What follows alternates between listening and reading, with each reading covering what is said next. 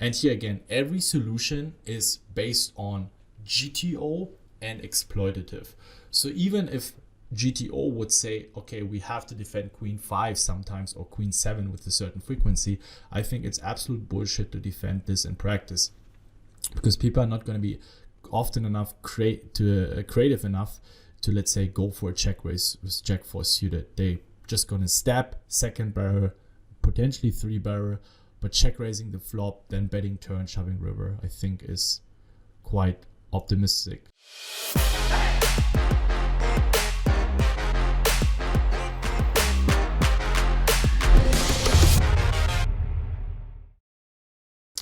Hey, what's up everyone, and welcome back to the channel. We are live with Paired. It's finally out there, and today I'm going to continue introducing you to the software, showing you one of the main features. Last time we went through the preflop quizzes, and today we're going to be focusing on the postflop quizzes.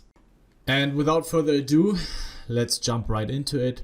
So in Paired, you will find a section that is called postflop in the category quizzes, and let's take a quiz here, and you'll find the title, the category, the spot, however you want to call it, blind versus blind postflop. So if you feel like you want to practice your blind versus blind abilities, then this would be the quiz to go. So it starts with, of course, also testing a little bit your preflop abilities. The first question is, what range do we raise to 3.5 big blinds versus a limp with 40 big blinds?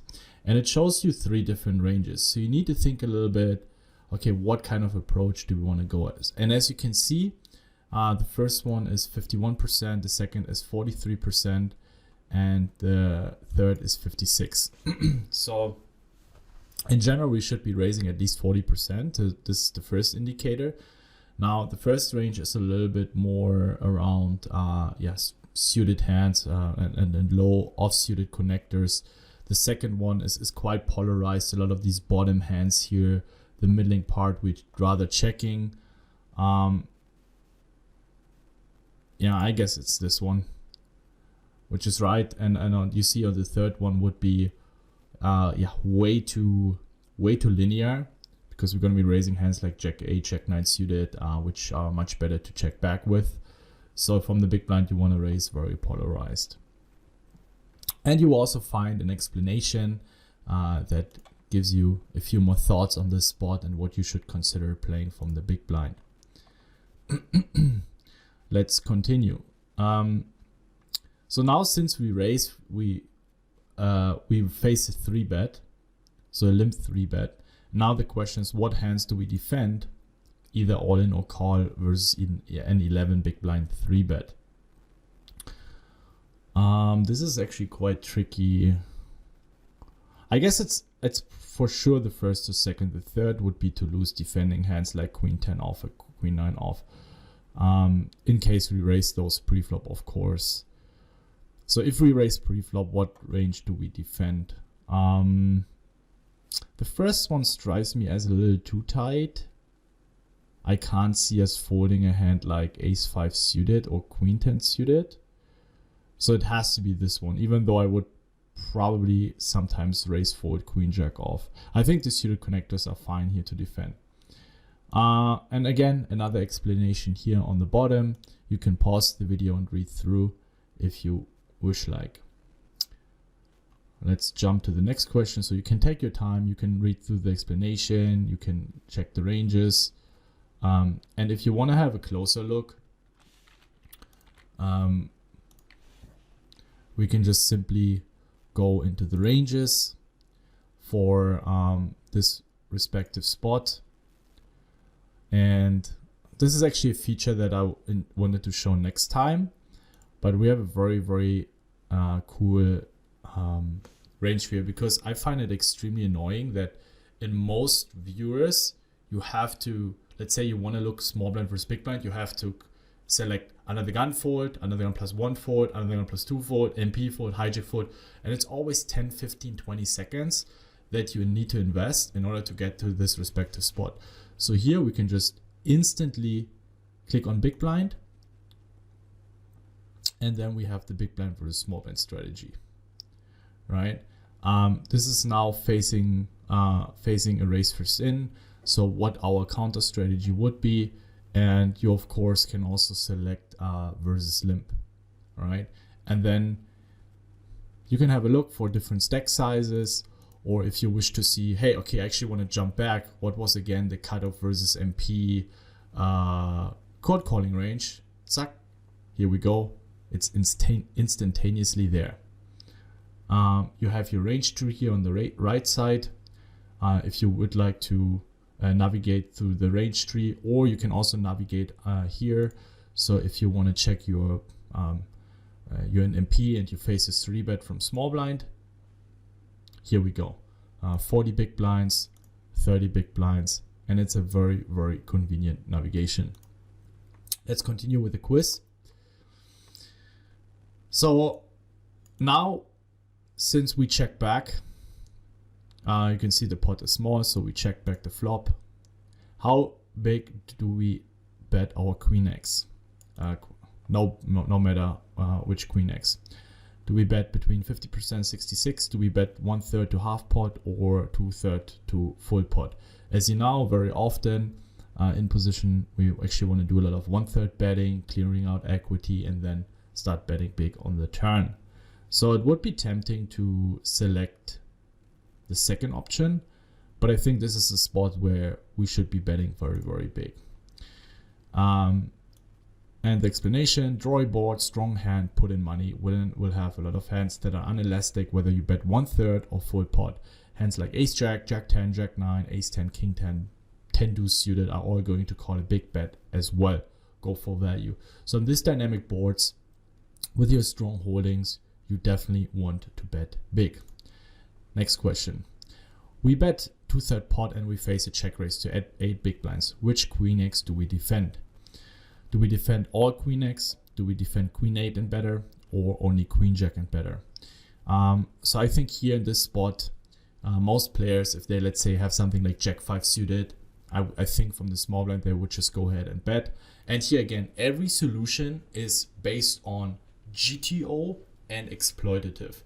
So even if GTO would say, okay, we have to defend queen 5 sometimes, or queen 7 with a certain frequency, I think it's absolute bullshit to defend this in practice, because people are not going to be often enough creative enough to, let's say, go for a check raise with jack 4 suited. They just going to stab second barrel, potentially 3 barrel, but check raising the flop, then betting turn, shoving river, I think is quite optimistic.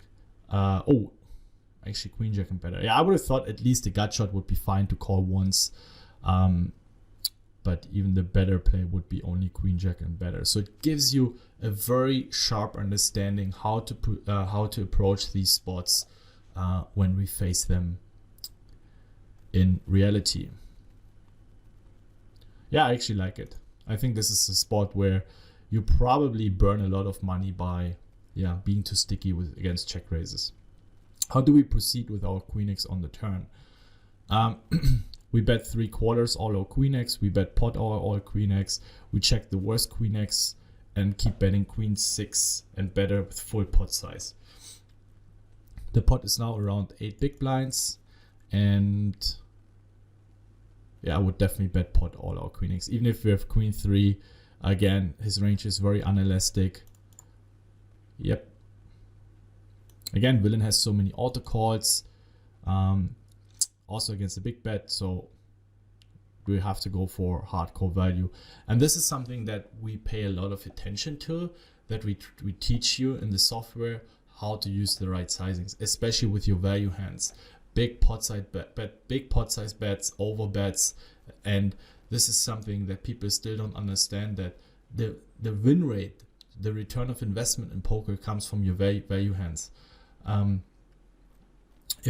think I showed it in one of my previous YouTube videos, that if you look at DVs, for example, in PyroSolver, with your value hands, you generate, let's say, with your value bet 80 big blinds, and with your bluffs, maybe 2 or 3 big blinds.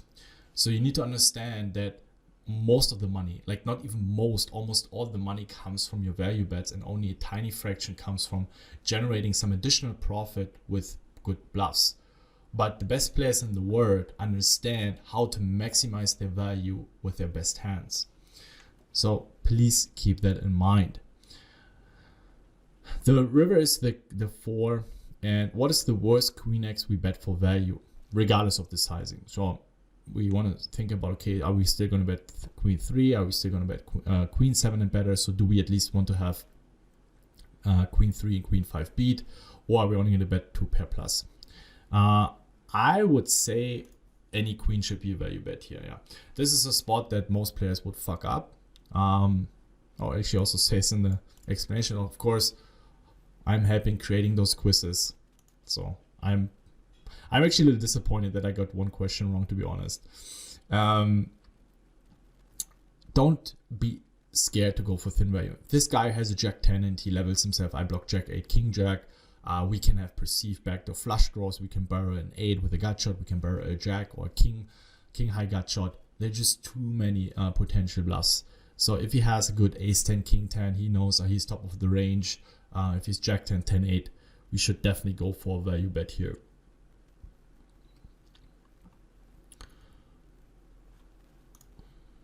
How big should we bet a hand like queen 7 or queen 6? We have around 30 big blinds behind. There are 24 big blinds in the middle. We can either overbet all in. We can bet 1/3 or 50 to 80% pot. I think overbet all in would be a little bit of an overkill.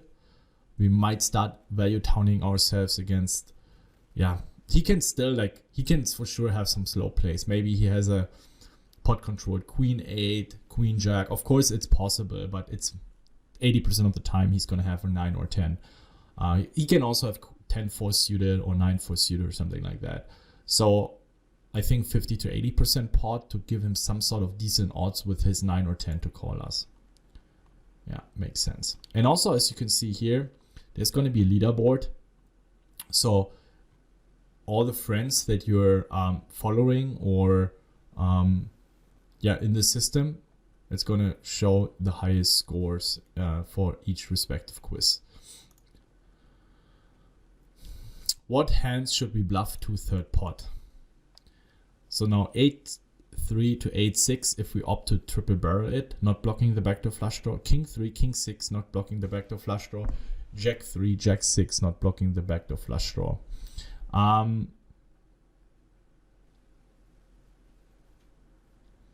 think 8 high would be better if we opt to bluff it, because we unblock a lot of his jack 10s, jack 9s, some stronger king highs.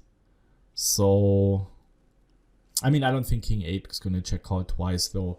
So I think 8-3, 8-6 would be the hand we should be bluffing here. All right. Jack 3. Yeah, probably not going to be barreling with such high frequency. It's important to not block his backdoor flush draw, of course. So that's the first thing you want to pay attention to. King X, we are checking back quite a lot on the flop with having... Yeah, okay, I missed this one. That's a fair point. Yeah, we're going to check back king high. It has some showdown value. We don't want to bet any straight draw and any gut shot. So we're going to start betting a jack or an 8. And the king is just going to be checking back most of the time. Jack X is the main bluff. We're going to triple and aim. We aim for blocking his weakest. Queen X. That's true. That's a fair point. As you can see here, there's always something you can learn. Is there any hand we should go all in with? Queen 10, 10, 9, king jack, jack 8. If we want to go all in, I think it makes the most sense to not block his potential 2 pairs. So he could have rivered a 10-4 or 9-4 or queen 4. So not blocking a queen or 10 or 9 would be pretty sexy. So I think